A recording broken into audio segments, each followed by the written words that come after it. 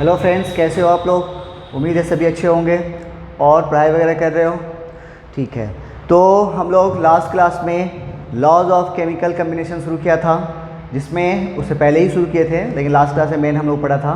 तो हम लोग अब तक कितने लॉ पढ़ चुके हैं? 3 लॉ पढ़ा है। एक है, पहला लॉ पढ़ा था laws of conservation of mass, दूसरा लॉ ऑफ कांस्टेंट या फिर डेफिनिट प्रोपोर्शन, और तीसरा लॉ ऑफ मल्टीपल प्रोपोर्शन। ये तीनों पढ़ा था।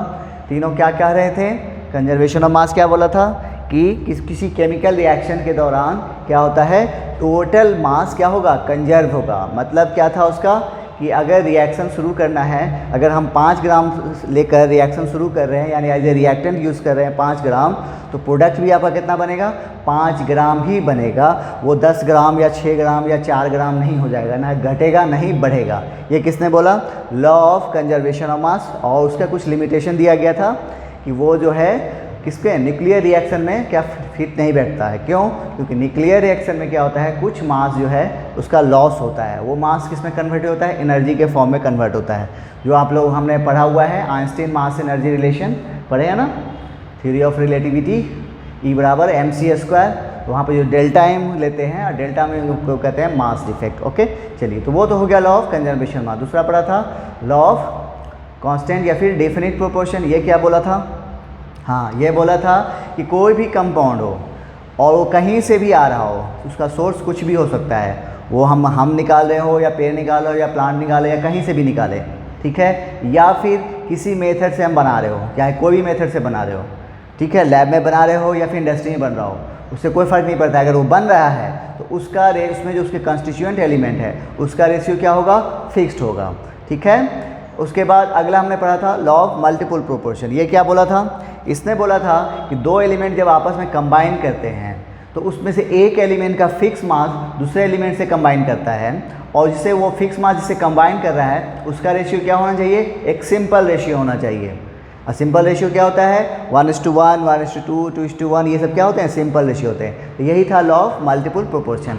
और 2 लॉ और बच गए हैं, तो जिसे हम लोग पढ़ेंगे, जब लिखेंगे हेडिंग डालेंगे लॉ ऑफ रेसिप्रोकल प्रोपोर्शन।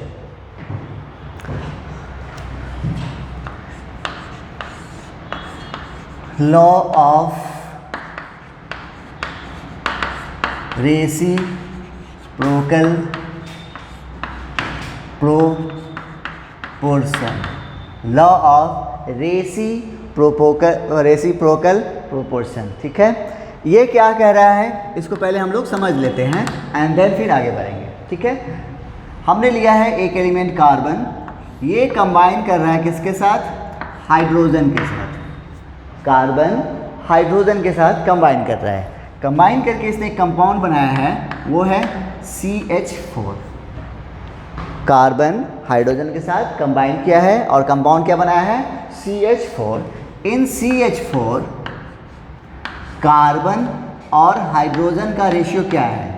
इसमें देखो तो कार्बन का मास कितना हो गया? 12 ग्राम, और हाइड्रोजन इसमें कितने हैं? 4। तो 1 का 1, 4 का 4, यानी 12:4। इसको और सिंप्लीफाई करेंगे तो क्या हो जाएगा? 3:1 होगा। 4 से भाग कर दो दोनों तरफ, तो क्या हो जाएगा? 4 या 12, 4 1 4, 3:1। यानी CH4 में कार्बन और हाइड्रोजन किस रेशियो में कंबाइन कर रहा है? 3:1 के रेशियो में कंबाइन कर रहा है। यहाँ तक कोई दिक्कत नहीं। चलो, अब कार्बन और हाइड्रोजन ये दोनों एक तीसरे एलिमेंट से अलग अलग कंबाइन कर रहा है। ये नहीं कि दोनों मिलकर अकेले एक ही साथ कंबाइन, ऐसा नहीं है। ये भी इसके साथ अलग कंबाइन कर रहा है, ये भी इसके साथ अलग कंबाइन कर रहा है। सेपरेटली दोनों कंबाइन कर रहा है, किसके साथ? तीसरे एलिमेंट के साथ। तो यहाँ पे कंपाउंड बना CO2 और यहाँ पे बना H2O। कोई दिक्कत नहीं। और ये जो थर्ड एलिमेंट है उसके फिक्स मास से ये भी कंबाइन करेगा, ये भी कंबाइन। अगर हम इसका 1 ग्राम लेते हैं तो 1 ही ग्राम से कार्बन भी रिएक्ट करेगा और 1 ग्राम से हाइड्रोजन भी करेगा। ये नहीं, ऐसा नहीं होगा कि हम हाइड्रोजन ऑक्सीजन के लिए, कार्बन के लिए हम 1 ग्राम लेंगे और हाइड्रोजन के लिए 2 ग्राम लेंगे, ऐसा नहीं होगा। 2 ग्राम अगर लेंगे हम ऑक्सीजन का मास, तो 2 ग्राम कार्बन के लिए भी लेंगे, तो 2 ग्राम हाइड्रोजन के लिए भी लेंगे। यानी हमें इसको जो थर्ड एलिमेंट है उसका क्या करेंगे? एक फिक्स मास लेंगे। कोई दिक्कत नहीं। देखो अब तो इसकी वजह से यहाँ पे जो है एक कंपाउंड बना है क्या? CO2। इसमें है कार्बन है और ऑक्सीजन है, ठीक है। एक मिनट, कार्बन है और ऑक्सीजन है, और इसमें देखो तो कौन कौन है, हाइड्रोजन है और ऑक्सीजन है। रेशियो देखो इसमें, कार्बन का इसमें कितना है देखो तो 12 ग्राम, और ऑक्सीजन का देखो 32 ग्राम। इसमें देखो का हाइड्रोजन का कितना है 2 ग्राम, इधर ऑक्सीजन का 16 ग्राम। तो क्या दोनों देखो तो ऑक्सीजन का फिक्स मास नजर आ रहा है क्या, नहीं, यहाँ पे CO2 में यहाँ पे 32 नजर आ रहा है, यहाँ पे 16 नजर आ रहा है, फिक्स नहीं है। हमें क्या करना होगा, फिक्स करना होगा। इसको और सिंप्लीफाई कर देते हैं। देखो तो सिंप्लीफाई करोगे तो ये हो जाएगा, 4 से काट दो दोनों तरफ से, क्या हो जाएगा 4 तिया 12, और ये हो गया 8 टाइम्स कटेगा 8 चौक 32। तो 3:8 के रेशियो से CO2 में कार्बन और ऑक्सीजन क्या कर रहा है, कंबाइन कर रहा है। ओके, अच्छा, अब इसमें देखो तो इसमें भी नहीं सिंप्लीफाई करें इसको, तो ये भी कटेगा, क्या होगा 1:8 होगा। अब देखो तो दोनों में ऑक्सीजन क्या हो गया, ये फिक्स हो गया, ये दोनों क्या हो गया, ये हो गया फिक्स। कोई दिक्कत यहाँ तक नहीं। अब इस फिक्स मास यानी फिक्स मास ऑफ ऑक्सीजन से कार्बन और हाइड्रोजन जो कंबाइन कर रहा है उसका रेशियो देखो, ये है कितना, इसमें कितना है 3, और यहाँ देखो कितना है 1, तो ये रेशियो कितना हो गया 3:1 हुआ। और ये रेशियो गौर करो, दोनों क्या हो गए, सेम हो गए। तो यही दोनों सेम होना चाहिए या फिर सिंपल रेशियो होना चाहिए। क्या होना चाहिए, सेम होना चाहिए या फिर सिंपल रेशियो होना चाहिए। इसी को बोलते हैं लॉ ऑफ रेसिप्रोकल प्रोपोर्शन। समझ में आया होगा, लेकिन थोड़ा थोड़ा है ना, ठीक है। जल्दी से नोट कर लो, फिर अगला एग्जाम्पल से समझाते हैं।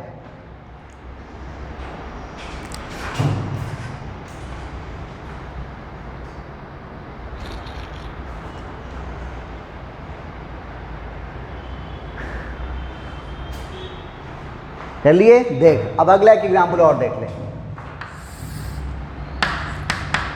सल्फर है और ऑक्सीजन है, ये दोनों कंबाइन किया और बनाया SO2। क्या बनाया, SO2। इन SO2 में सल्फर और ऑक्सीजन का रेशियो हो जाएगा कितना, देखो तो सल्फर का कितना हो गया 32 और ऑक्सीजन का भी 32।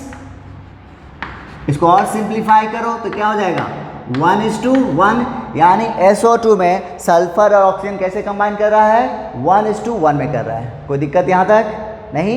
चलो अब आ जाओ, अब इन तीनों को क्या करना होगा, हाँ बोलो क्या करेंगे, इन दोनों जो है एक तीसरे एलिमेंट से अलग अलग कंबाइन करेगा, ठीक है, और उसका मास क्या लेगा, फिक्स मास लेगा। चलो करते हैं इसको। एक अलग एलिमेंट ले रहे हैं तीसरा, वो है हाइड्रोजन। फिर ये भी इधर भी, ये भी सल्फर भी हाइड्रोजन से कंबाइन करना है और इसको भी करना है अलग अलग, याद रहे। तो फिर यहाँ पे कंपाउंड बना H2S और इधर बना H2O, ठीक है। अब आओ, इन H2S में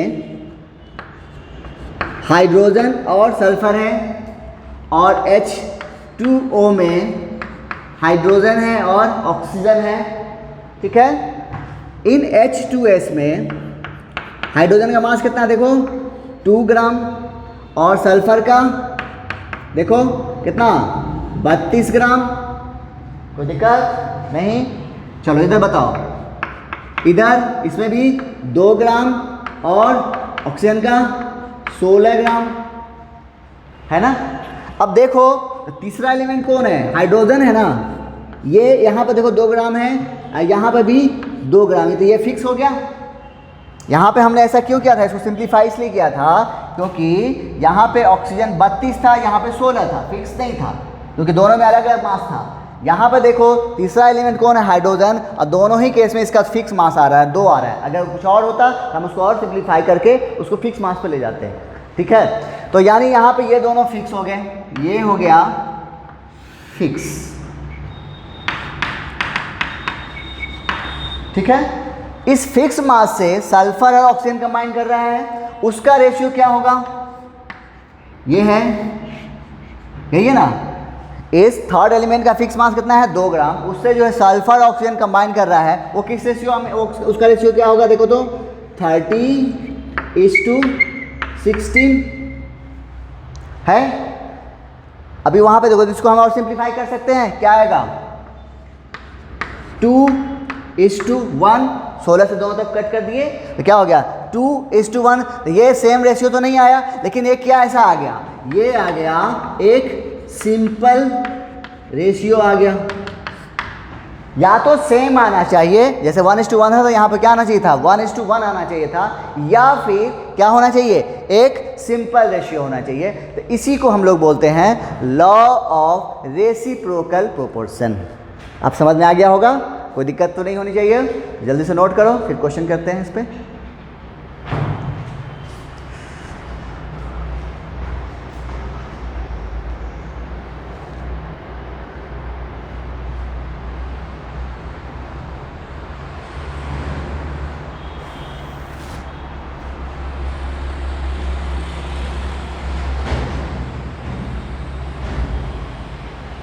ठीक है, चल तो हमें समझ में आ गया कि लॉ ऑफ रेसिप्रोकल प्रोपोर्शन क्या कर रहा है। तो इसका डेफिनेशन लिख लेते हैं। स्टेटमेंट, इसका स्टेटमेंट क्या है, ratio of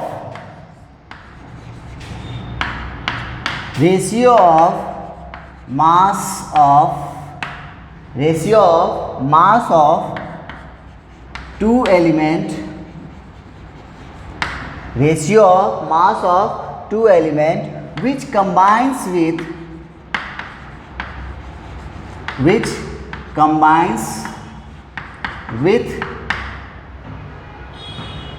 separately, which combines with fixed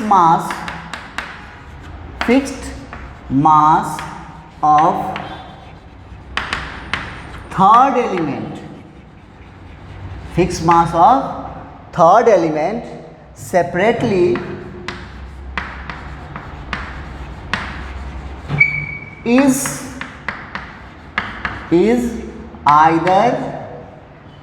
either same या a simple ratio। ठीक है, वही चीज़ जो हम लोगों ने समझा है उसी को हम लोग डिफाइन में कर दिया। क्या बोला था उसमें भी, 2 एलिमेंट था, उसका कंबाइन क्या था, उसका रेशियो क्या हुआ था, सेम होना चाहिए था किसके साथ, जो थर्ड एलिमेंट से अलग अलग कंबाइन कर रहा है उससे के फिक्स मास से जब कंबाइन करने के बाद उसका रेशियो या तो क्या होगा सेम होगा या फिर क्या होगा सिंपल रेशियो होगा। तो हम लोगों ने दोनों एग्जाम्पल से समझ लिया है, एक में सेम आया था और दूसरे में सिंपल रेशियो आया था। समझ आ गया, जल्दी से नोट कर लो, फिर इस पर क्वेश्चन कर लेते हैं।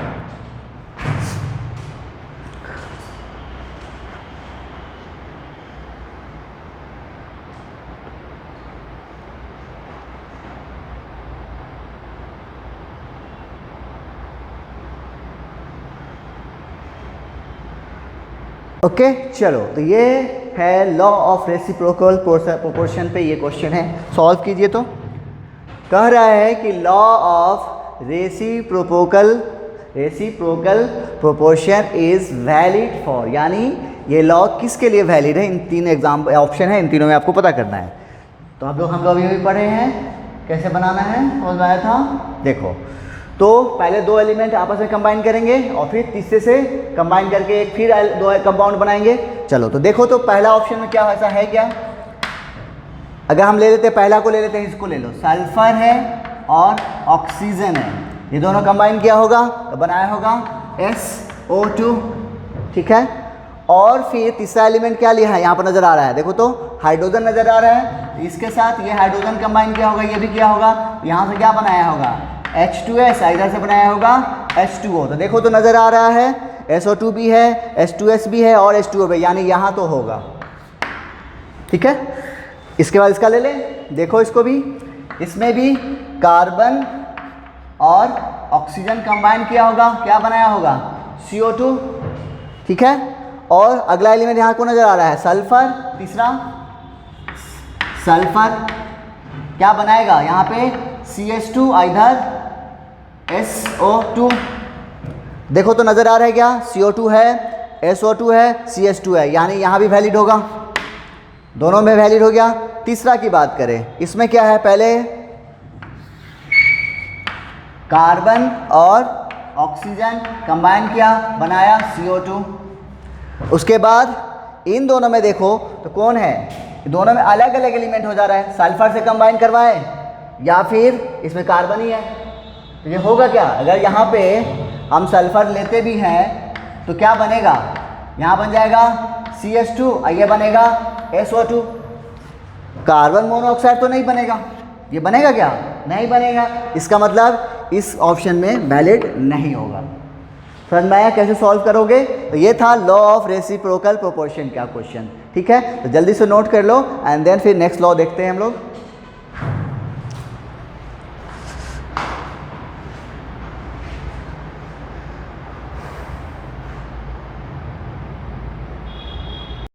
चलो, तो हम लोगों ने अभी अभी एक लॉ और पढ़ लिया, लॉ ऑफ रेसिप्रोकल, है ना, तो reciprocal proportion. Okay, and the last law है हमारा law of gaseous volume. Heading डालोगे, fifth law of gaseous volume, या फिर इसको हम लोग बोलते हैं एवोगैड्रोस लॉ। इसका कहना क्या है, इसका पहले समझ लो फिर हम लिखाएंगे। इसका कहना है कि अगर टेम्परेचर और प्रेशर को सेम रखा जाए, क्या कह रहा है कि अगर टेम्परेचर और प्रेशर को सेम रखा जाए, मतलब जैसे यहाँ पे ले लो, मान लो इस क्लास की बात करें, यहाँ पे हमने टेम्परेचर रखा है मान लो 40 डिग्री सेल्सियस, कितना 40 डिग्री सेल्सियस, और प्रेशर रखा है 5 atm। कितना टेम्परेचर है 40 डिग्री सेल्सियस और प्रेशर कितना है 5 atm। ठीक है, इस टेम्परेचर और इस प्रेशर पर हमने लिया है 5 ml गैस लिया, कितना 5 ml गैस लिया। तो उस 5 ml गैस में जितना मॉलिक्यूल होगा, मान लो उस 5 ml गैस में मान लो 100 मॉलिक्यूल, मान लेते हैं हम 5 ml गैस में कितना मॉलिक्यूल है 100 मॉलिक्यूल है। ठीक है, ध्यान से समझना। अब यही चीज़ हम दूसरी जगह चल रहे हैं, हम चल रहे हैं मुंबई। अभी हम लोग कहाँ पे हैं, महाराष्ट्र में ही है लेकिन दूसरी जगह पे हैं। अब हम लोग चल रहे हैं मुंबई, वहाँ चलते हैं और वहाँ पे भी हम लोग क्या करते हैं, एक कंडीशन मेंटेन करते हैं, सेम कंडीशन, या फिर अगर हम टेम्परेचर प्रेशर चेंज करेंगे तो फिर कंडीशन अलग हो जाएगी। हम लोगों ने वहाँ पे भी क्या किया, वहाँ पे टेम्परेचर अलग था, प्रेशर अलग था, लेकिन हम लोगों ने कंडीशन ऐसा बनाकर यही टेम्परेचर कौन सा जो यहाँ पे था, यहाँ पे कितना था 40 डिग्री टेम्परेचर था, वैसे ही वहाँ पर भी हमने 40 डिग्री का टेम्परेचर का एनवायरनमेंट बनाया। और प्रेशर वहाँ पर मान लो 2 atm था, हमने कर दिया 5 atm, जो चूँकि यहाँ पे कितना था 5 atm था, इसलिए हमने वहाँ पर भी 5 atm कर दिया। दोनों बराबर हो गया, टेम्परेचर प्रेशर यहाँ भी जैसा है वैसे ही वहाँ पर भी हो गया। अब वहाँ पे भी हमने यहाँ पे कितना वॉल्यूम लिया था 5 ml लिया था, वैसे ही वहाँ पर भी हम लेंगे 5 ml। तो हमें यहाँ पे कितना मॉलिक्यूल मिला था 50 मॉलिक्यूल, या कितना 100 मिला था, 50 मिला था या 100 मिला, जो भी मिला था वही नंबर आपको वहाँ पर भी मिलेगा। उसको कोई फर्क नहीं पड़ेगा कि लोकेशन कुछ भी हो जाए, बस कंडीशन क्या होनी चाहिए, टेम्परेचर और प्रेशर सेम होना चाहिए। और अगर उस टेम्परेचर प्रेशर सेम है तो अगर आप सेम वॉल्यूम लोगे तो आपको मॉलिक्यूल्स की संख्या भी सेम मिलेगी। यही है लॉ ऑफ गैसियस वॉल्यूम या फिर एवोगैड्रोस लॉ। समझ में आ गया। चलो लिखो इसका स्टेटमेंट, इक्वल वॉल्यूम ऑफ, देखो equal volume of all gases, equal volume of all gases under similar condition of temperature and pressure contain equal number of molecules। क्या कर रहा है, इक्वल वॉल्यूम ऑफ, जितना भी कोई भी गैस हो वो अगर सम कंडीशन क्या है टेम्परेचर और प्रेशर सेम हो तो क्या रखेगा, इक्वल नंबर ऑफ मॉलिक्यूल्स रखेगा। यही है लॉ ऑफ गैसियस वॉल्यूम या फिर एवोगाड्रो लॉ। इसको एग्जाम्पल से समझते हैं हम। देखो एक एग्जाम्पल लिया हमने 2H2 gas plus O2 gas और ये दोनों मिलके बनाया 2H2O गैस। ठीक है, इस इक्वेशन से हमें इस लॉ के थ्रू क्या क्या बात पता चल रहा है कि यहाँ पे 2 वॉल्यूम H2, 1 वॉल्यूम O2 और फिर 2 वॉल्यूम H2O बन रहा है। इस इक्वेशन से हमें ये बात मालूम हुआ कि हमें H2 का कितना वॉल्यूम है 2, ऑक्सीजन का 1 और H2O का भी 2। तो इस तरह से इस इक्वेशन से हमें एक बात और मालूम होती है, रेशियो ऑफ मॉलिक्यूल्स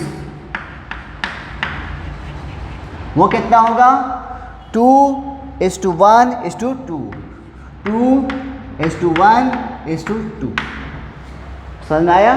तो इतना तो नोट करो, फिर इसको एक चीज़ और से समझाना है, इसमें से हमें क्या बात और मालूम होगी।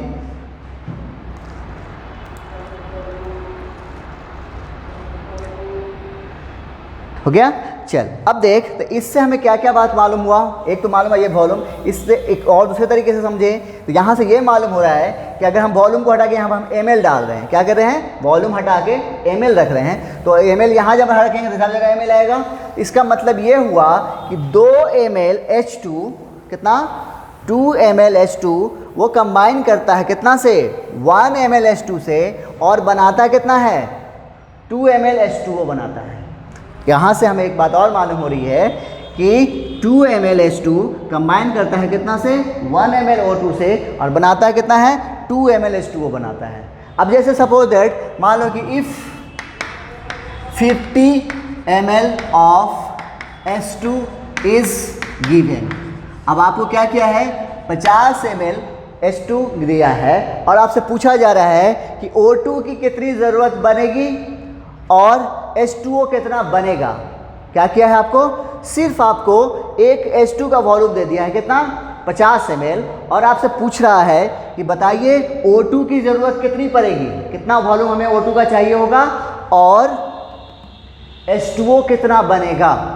तो यहाँ से हमको क्या निकाल लेंगे, कैसे, देखो अब तो देखो तो 2 ml कंबाइन करता है कितना से 1 ml से, तो बनाता कितना है 2 ml।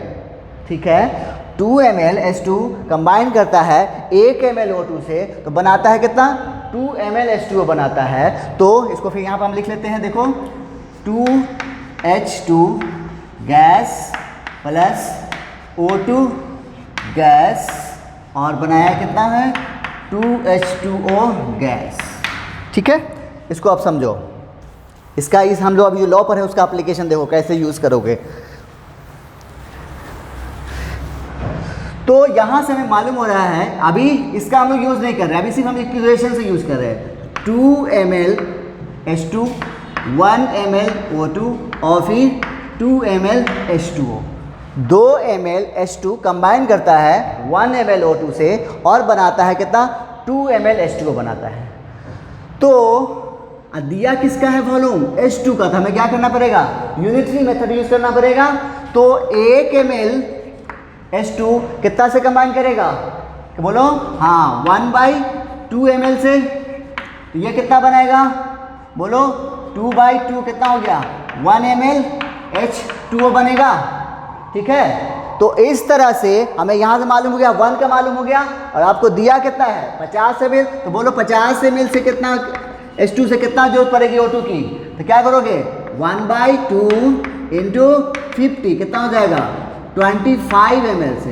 यानी अगर आप H2 50 ml देते हैं तो आपको ऑक्सीजन कितनी जरूरत पड़ेगी 25 ml की जरूरत पड़ेगी। तो ये कितना बनेगा, देखो 50 × 1 कितना 50 ml ऑफ H2O।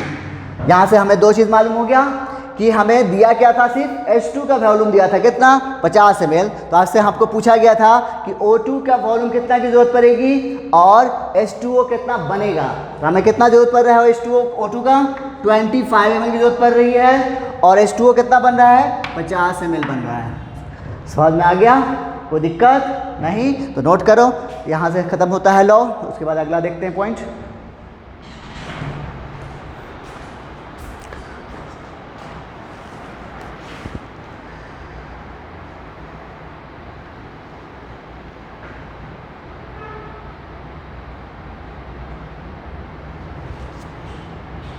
ओके चल, तो अभी हम लोगों ने पढ़ा लॉ ऑफ गैसियस वॉल्यूम या फिर एवोगैड्रोस लॉ, वो समझ में आ गया है। अब उस पर क्वेश्चन है, देखो कैसे बनाओगे। कह रहा है एयर है, वो कंटेंस है एयर में कितना, 21% ऑक्सीजन बाय वॉल्यूम। मतलब इसका क्या मतलब हुआ, इस लाइन का मतलब ये हुआ कि अगर आपको 100 ml एयर दिया जाए, एयर में 21% ऑक्सीजन क्या है, वाइब वॉल्यूम है, इसका मतलब ये हो जाता है कि अगर आपको 100 ml एयर दिया जाए तो उसमें आपको ऑक्सीजन कितना मिलेगा, 21 ml। इस लाइन का मतलब क्या है कि अगर आपको एयर 100 ml दिया जाए तो आपको ऑक्सीजन कितने मिलेंगे, 21 ml। कोई दिक्कत, समझ में आ गया? ओके। अब आपको कह रहे हैं क्या पढ़ो, calculate theoretical volume of air, यानी आपको एयर का वॉल्यूम निकालना है, which will be required for burning completely, किसको, 500 ml of acetylene gas. Acetylene gas को हमें जलाना है और उसका वॉल्यूम कितना दिया है, 500 ml। तो जबकि यहाँ पे बोल रहा है all volume major under similar condition of temperature and pressure. ठीक है, यानी एवोगैड्रो लॉ का यूज़ है यहाँ पे। तो एसिटिलीन को जलाना है, तो जलाने के लिए कौन सी गैस की जरूरत पड़ेगी, CO2 की? नहीं ना, किसकी जरूरत पड़ती है, O2 की जरूरत पड़ती है ना। हम लोग किसी भी गैस चीज़ को जलाना हो तो हमें कौन सी गैस की जरूरत पड़ती है, O2 की। CO2 तो बुझा देता है, मारो फूक बुझ जाएगा, है ना। तो जो क्या कौन सी गैस निकल रही है, CO2 निकल रही है। CO2 मतलब क्या करता है, जलने से रोकता है, जलाता नहीं है, जबकि O2 जलाता है, बर्न करता है। ठीक है, तो हमें 500 ml एसिटिलीन को जलाना है, तो इसके लिए हमें पूछ रहा है कि कितना वॉल्यूम ऑफ एयर की जरूरत पड़ेगी। तो वॉल्यूम ऑफ एयर तो हम बाद में जाएंगे, पहले हमें ऑक्सीजन कितनी जरूरत पड़ेगी वो निकालना पड़ेगा। ठीक है ना, चलो करते हैं। देखो तो एसिटिलीन का फार्मूला आपको मालूम है क्या होता है, एसिटिलीन का फार्मूला C2 और H2, यही होता है ना। इसको हमको जलाना है, जलाने के लिए हमें ऑक्सीजन की जरूरत पड़ेगी, और कंप्लीट बर्निंग जब भी होगा, कंप्लीट कंबशन, बर्निंग या फिर उसको कंप्लीट कंबशन आगे हम बताएंगे आपको कंबशन का बारे में। तो जब भी कंप्लीट कंबशन होगा तो वहाँ पर सिर्फ 2 प्रोडक्ट निकलेंगे, एक तीसरा भी निकलता है, उसकी बात हम लोग थर्मोडायनामिक्स में करेंगे। अभी यहाँ पर हम लोग सिर्फ 2 की बात करेंगे। 2 क्या निकलेगा, कंप्लीट कंबशन में एक CO2 निकलेगा और दूसरा वाटर निकलेगा। क्या क्या निकलेगा, जब भी कंप्लीट कंबशन होगा किसका, हाइड्रोकार्बन का, तो आपको वहाँ पे 2 प्रोडक्ट मिलेंगे, एक मिलेंगे कार्बन डाइऑक्साइड और दूसरा वाटर, साथ ही साथ हीट भी रिलीज होता है, तो उसके बारे में हम लोग थर्मोडायनामिक्स में बात करेंगे। तो यहाँ पर हमको कौन कौन मिलेगा, 2 चीज़ मिलेगा। क्या क्या मिलेगा, एक CO2 गैस मिलेगी और साथ में H2O भी मिलेगा। कोई दिक्कत नहीं? अच्छा, अब आ जाओ। तो इस इक्वेशन को देखो तो क्या ये बैलेंस है, बैलेंस नजर आ रहा है क्या, देखो तो इधर कार्बन की संख्या 2 है, इधर 1 है, तो बैलेंस तो नहीं है, तो हमें क्या करना पड़ेगा, बैलेंस करना पड़ेगा पहले। तो यहाँ पे कार्बन 2 है और यहाँ पे कार्बन 1 है, तो हम क्या करें, इसको 2 से मल्टीप्लाई कर दें, तो देखो तो दोनों तरफ कार्बन बैलेंस हो गया। ठीक है, अच्छा अब ऑक्सीजन की संख्या देखो, ऑक्सीजन से पहले हाइड्रोजन देख लो, हाइड्रोजन कितना है यहाँ पे 2, उधर भी 2, हाइड्रोजन बैलेंस है। ऑक्सीजन को बोलो, ऑक्सीजन इधर कितना है, इधर सिर्फ 2 है, इधर 2 दूना 4 और 1 5 है, बैलेंस तो नहीं है। तब यहाँ हम क्या करें, हमको इधर कितना लेना है 5, इधर कितना है 2, तो हम क्या करेंगे 5 के लिए हम क्या करेंगे 5/2 करेंगे। तो देखो तो ये 2 से 2 कट जाएगा, तो इधर भी कितना हो जाएगा 5 हो जाएगा। ठीक है, कैसे क्या समझ में आया, फिर से समझा दें। देखो कार्बन इधर कितना है 2, तो इधर कितना था 1, तो हमने दोनों तरफ 2, इधर 2 से मल्टीप्लाई कर दिया, इधर भी कार्बन बैलेंस हो गया, इधर भी 2 उधर भी 2। फिर हमने क्या किया, हाइड्रोजन बैलेंस किया, हाइड्रोजन इधर कितना है 2, उधर ऑलरेडी 2 था, तो कुछ करने की जरूरत ही नहीं पड़ी। फिर ऑक्सीजन, तो इधर ऑक्सीजन कितना था 2 था और इधर कितना था 2 दूना 4 और 1 5, इधर 5 था और इधर 2 है, तो बैलेंस तो नहीं है। तो हमें क्या करना था, इधर भी 5 करना होगा। तो हमने क्या किया 5/2 से मल्टीप्लाई किया, ये 2 से 2 क्या हो गया कट गया, ठीक है। तो इधर भी 5 हो गया, अब उधर भी 5 हो गया। अब ये इक्वेशन देखो बैलेंस हो गया। ओके चल आजा, अब इस इक्वेशन से हमें क्या क्या बात मालूम हो रहा है। देखो यहाँ पे कितना नंबर है, कुछ नहीं है तो कोई नंबर तो होगा, कितना नंबर होगा 1 होगा, यानी 1 ml एसिटिलीन है। इस इक्वेशन में अभी हम लोग बात कर रहे हैं, अभी क्वेश्चन में क्या दिया हमें कोई मतलब नहीं, अभी पहले हम लोग इस इक्वेशन से बात करेंगे।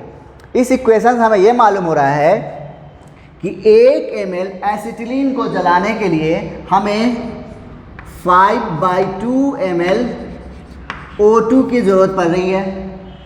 1 ml एसिटिलीन को जलाने के लिए कितना 5/2 ml O2 की ज़रूरत पड़ रही है। CO2 कितना बन रहा है 2 ml और H2O कितना बन रहा है 1 ml। तो इन दोनों से हमें इस क्वेश्चन में मतलब ही नहीं है, आगे ज़रूरत पड़ेगी तो बताएंगे इसके बारे में, क्योंकि हमें सिर्फ यहाँ पर किसका इसकी ज़रूरत है और इसकी ज़रूरत है, इसको जलाना है, इसके बारे में पूछ रहा है, ठीक है। चलो तो 1 ml को जलाने के लिए हमें कितना चाहिए 5/2 ml O2 चाहिए। तो क्वेश्चन में दिया कितना है एसिटिलीन का ml, वॉल्यूम कितना दिया है 500 ml। तो 500 ml को जलाने के लिए कितनी जरूरत पड़ेगी 5/2 इंटू 500। तो देखो तो कितना हो गया, ये हो गया 250, कितना हो गया 1250 ml।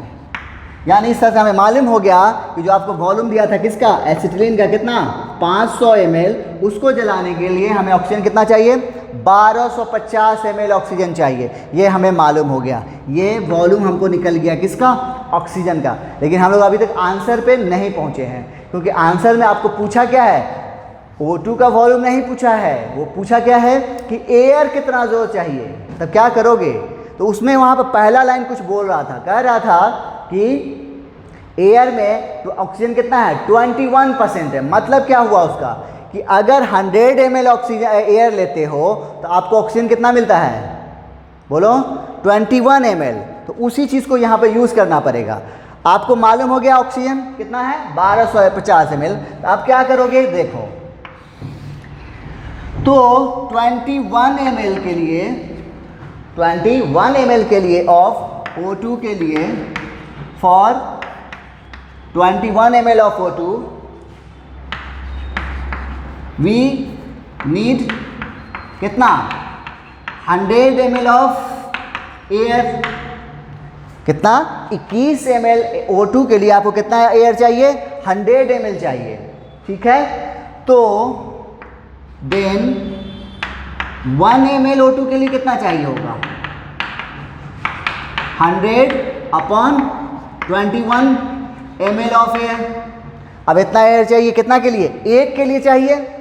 अब आपके पास ऑक्सीजन है कितना 1250, तो 1250 के लिए कितना चाहिए, देन फॉर 1250 के लिए कितना चाहिए होगा बोलो, हाँ 100 इंटू 1250 और नीचे में 21। अब यहाँ पे सॉल्व करके जो वैल्यू आएगा वही आंसर आपका हो जाएगा एयर का आंसर, ये वैल्यू आ जाएगा, यही हो जाएगा आंसर।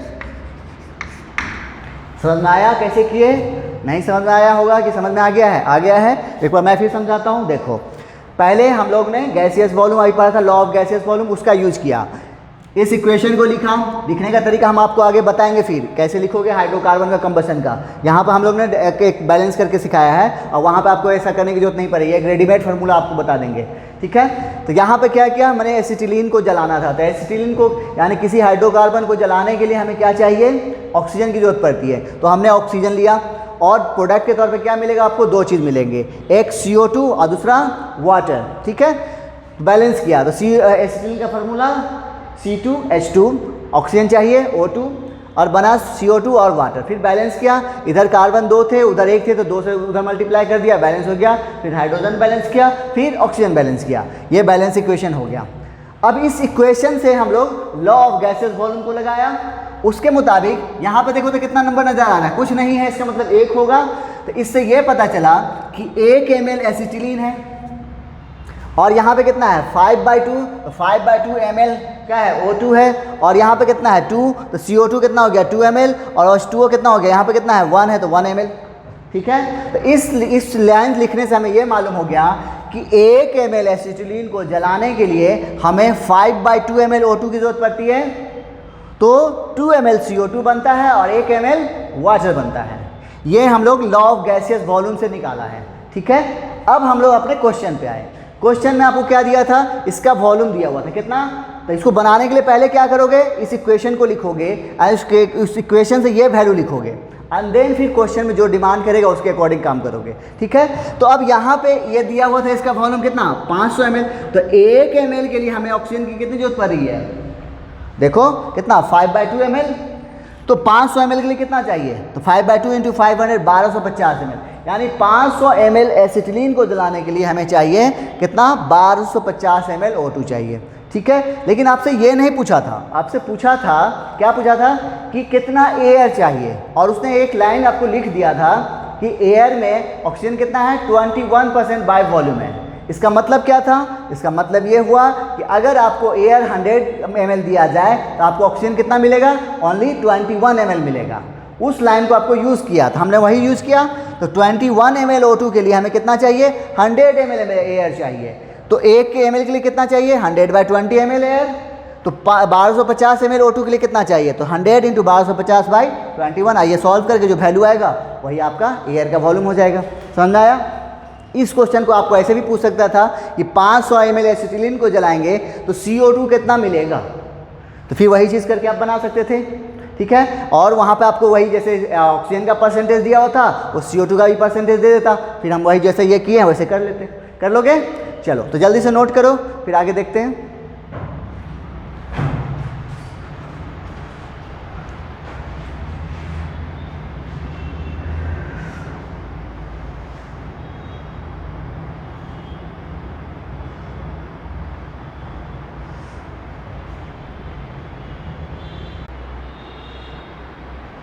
ओके, तो इस तरह से हम लोगों ने अभी लॉज ऑफ केमिकल कॉम्बिनेशन पढ़ लिया, और यहीं पर लॉज ऑफ केमिकल कॉम्बिनेशन को हम लोग फिनिश कर लिए हैं, और इसको यहीं पर रोकते हैं। और नेक्स्ट लेक्चर में हमारा अब जो आगे से जो भी पढ़ेंगे उसका बहुत ज़्यादा यूज आएगा, जैसे परसेंटेज कंपोजिशन कैसे निकालेंगे, मॉलिक्यूलर एम्पिरिकल फार्मूला कैसे कैलकुलेट करेंगे, उसके बाद फिर स्टोइकोमेट्री शुरू होगा, एंड देन काफ़ी फिर लिमिटिंग रिएजेंट, फिर कंसंट्रेशन। अब जो यहाँ से जो शुरू होने वाला है ना, बहुत मज़ा आने वाला है। ठीक है, तो मिलते हैं नेक्स्ट लेक्चर में। आप लोगों को फिर मैं वही बोलूँगा कि खुद क्वेश्चन सॉल्व करो, जितना क्वेश्चन सॉल्व करोगे उतना आपके हैंड प्रैक्टिस होंगी, आपके हाथ अच्छे साफ हो जाएंगे और आपकी स्पीड बन जाएगी।